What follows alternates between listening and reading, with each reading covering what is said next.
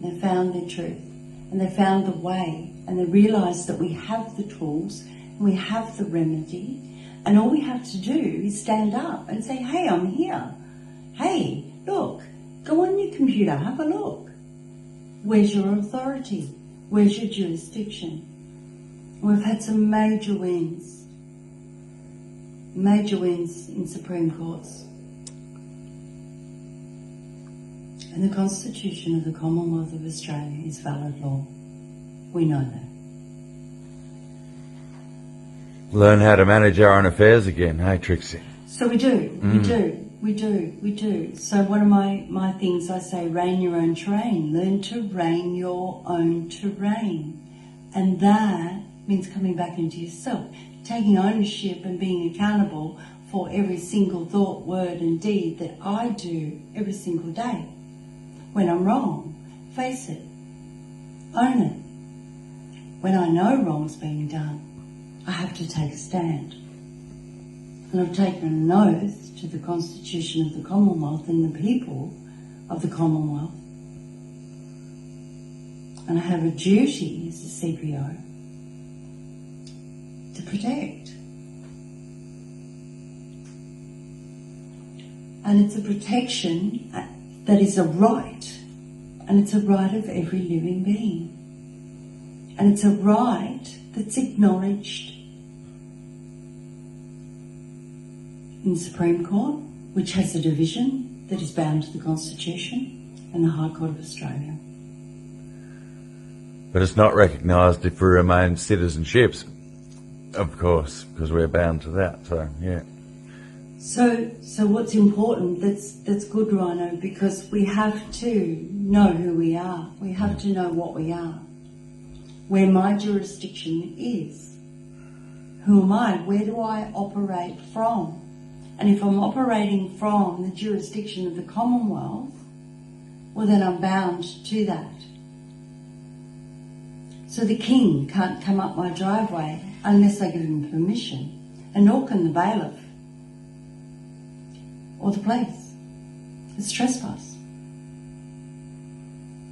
It's assault. And they're liable. They don't have authority. And that is the hardest thing that we must come to terms with. Being accountable to who we are, knowing who we are, being able to stand in who we are, and being able to speak clearly. Yes, I get forceful, but I'm not belligerent because I'm standing at law. And our liberties and our freedoms are enshrined in law. And what's been missing is the people knowing the truth, knowing where they are in amongst this soup that's been civilised and placed over our natural ways of being. And the history's there. It's all there.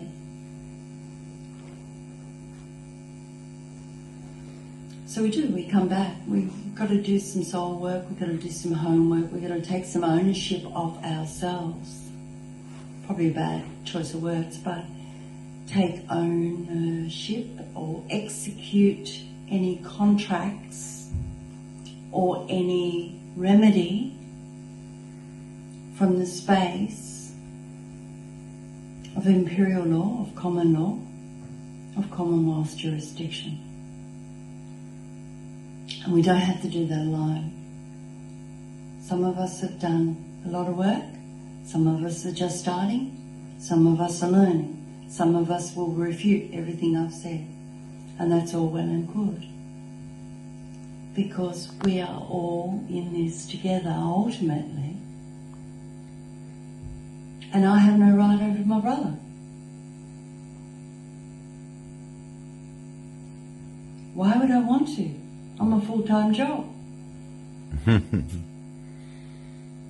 But we can protect and stand peacefully and lawfully. And it's not a hard process. We haven't committed treason and fraud, so we have nothing to fear in that department. We're lawful in what we do. It's true. This entity is not. It's true. If a useful idiot with lights on his car, who's armed, and obviously at war, Taking orders. with a living being, and I notify him very peacefully, maybe forcefully, that I'm a Crown servant, that I have an oath of allegiance to the Commonwealth. Where does he derive his power from? Foreign occupation. As a Crown servant, anyone that acts against the Crown in any way, shape or form commits treason. Yep. And treason is life imprisonment. And anyone that aids and abets treason, it's 20 years as well. So you can't force, you can't aid, you can't levy war, you can't imply, you can't rule upon a Crown servant. Because we are the Crown. We are the people of the soil. They are a corporation that is treason against the Crown. And we're not confusing the person with the office or the execution of rights and liberties under those laws. Because a person is a fictitious thing. I can't be a person. I'm a being, but I'm not an artificial person on a piece of paper. I'm not a flat name on a piece of paper that can be traded. I'm not a slave to be traded. I'm not chattel of a corporation. I'm not bound.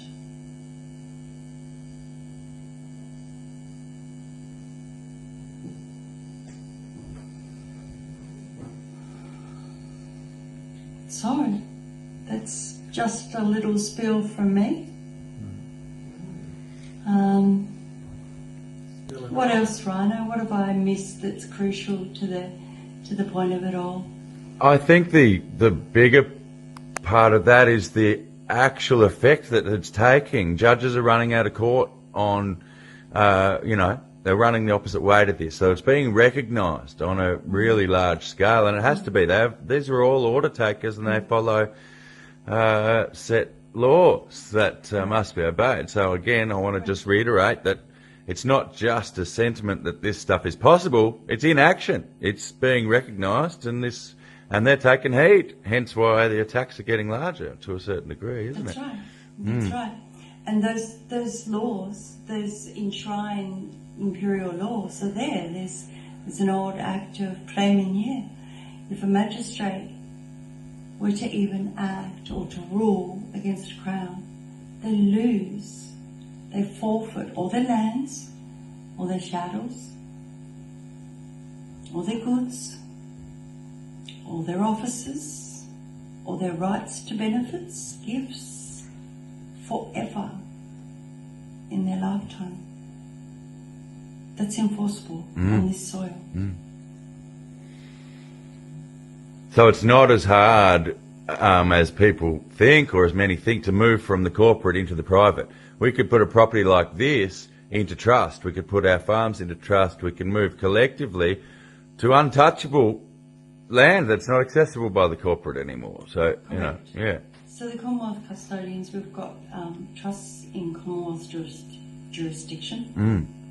And a trust basically is a private agreement. The High Court has already ruled, and its precedent set, and it's of course bound by the Constitution. But the High Court itself cannot enter into the sanctity of a private contract. So our trusts, we put all of our estate, everything into trust in a Commonwealth jurisdiction. And important to note that we still have the ability to operate in, the world around us. We just do it a little differently. There's a bit of homework, but it's not necessarily as hard as it can be thought of. So, No, yeah. it's not. Because I bought my name, my birth certificate name, and I've unincorporated it, which shows them in their system that I'm part of the Commonwealth jurisdiction, I execute any contract I want in the commercial world. So at contract law, which is all they have, they are bound, because I'm coming from the jurisdiction of the Commonwealth, which is common law based, I'm entitled to consideration. So any contract that I would execute on behalf of that person, that artificial public person, or my benevolent charity would operate for, I would execute the contract in their world, and they are bound to give me consideration. So I can say, yes, I might pay your dog registration, but you're going to have to pay $1,200 every quarter for my animal's upkeep.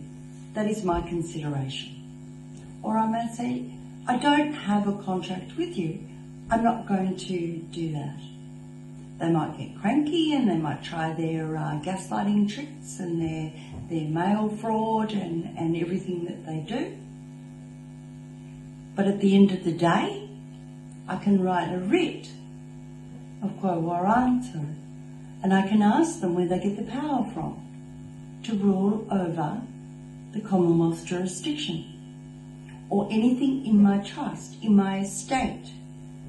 Where do they get their authority to come in and tell me what to do, or how to do, or how to be? And there is no authority. So it's checkmate. It's a stalemate. They have nowhere to go. And they're bound under that Public Accountabilities Act to acknowledge the Commonwealth jurisdiction. So I execute contracts for on the executrix of any dealings in their world. I operate from the office that executes the contract, which I may do or I may not do.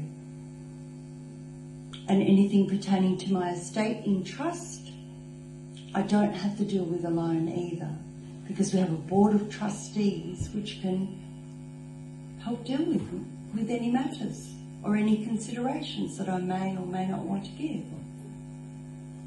And the corporation cannot come out of the sea onto the land and have a picnic with me. I can go into the water and have a picnic with them, but I don't want to. Their world is incompatible with a natural living way of being. Yeah. Their world is completely incompatible with the organic, fundamental beauty and goodness of the world that we've been birthed into. So we don't want anything to do with their corporate world. We don't want anything to do with it whatsoever. It's toxic. And we let them know that we're not in their world. Yep. They can see in their system, I'm not in their world. And they're bound to let me be in peace. Peace must be holden within the realm. And that's imperial law. Beautiful. Yeah. So it's pretty simple. What's not simple is the unlearning. Yeah. That servitude to authority. And if we have a look at the servitude to authority, which starts in school, might start with a parent, we know, we sense, we feel there's two sides to that. And common law dictates we see both sides. And common law dictates that we operate for ourselves in a manner that does no harm, causes no loss, and retains our rights and liberties. Can be done. It can be done. Can be done. And we're pioneers. We're on the Spaceship Enterprise, but we intend to gather enough people, state by state, as per the Constitution, and rehouse Parliament which has been vacant on this soil for a long, long time. We don't have a Prime Minister. We have representatives of the people, for the people, by the people. We speak for the people. Trade, or commerce, or whatever you want to call it, is bound by the Constitution. Rules and regulations don't apply.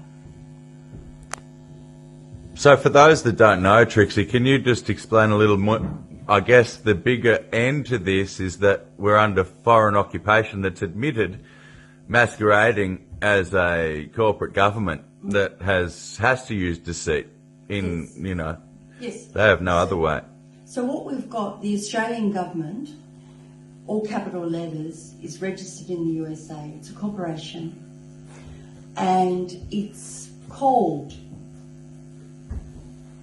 the Australian government, but that is its doing business name.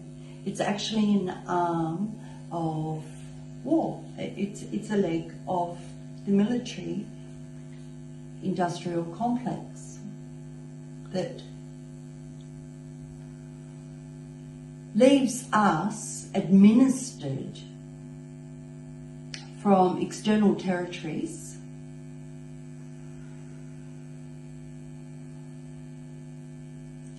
and we're under occupation, and it's that simple. We have been for a long time. But the corporations, they have as much authority as the McDonald's clown, Ronald McDonald. Corporations, dead entities. They're corporations, they're dead entities. The dead can trade with the dead. The dead can't trade with the living. So we might be under we are under foreign occupation.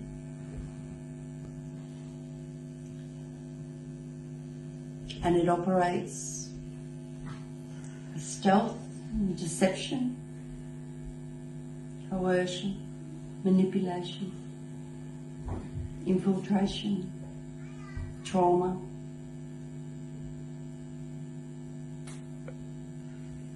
And that's what we know is not what we want. Yeah, it wants us to give up our rights willingly, and that's where we must stop, end that.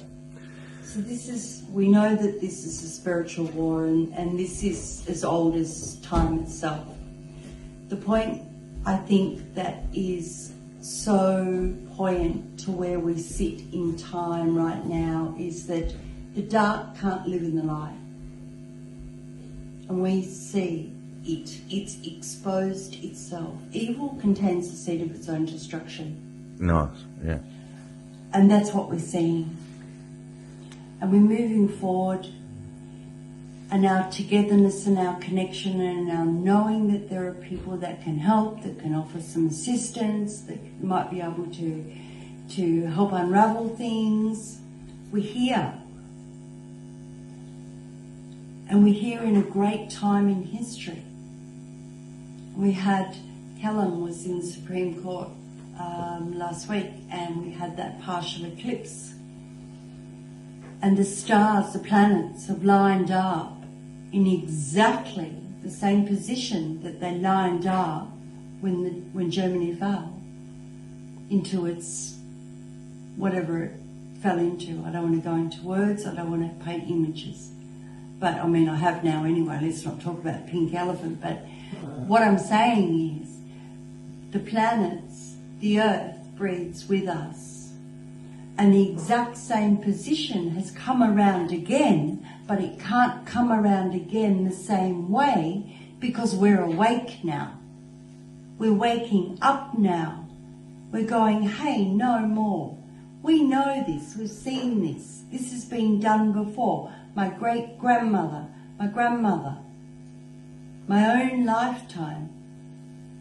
No, this isn't happening anymore. It can't happen in the light.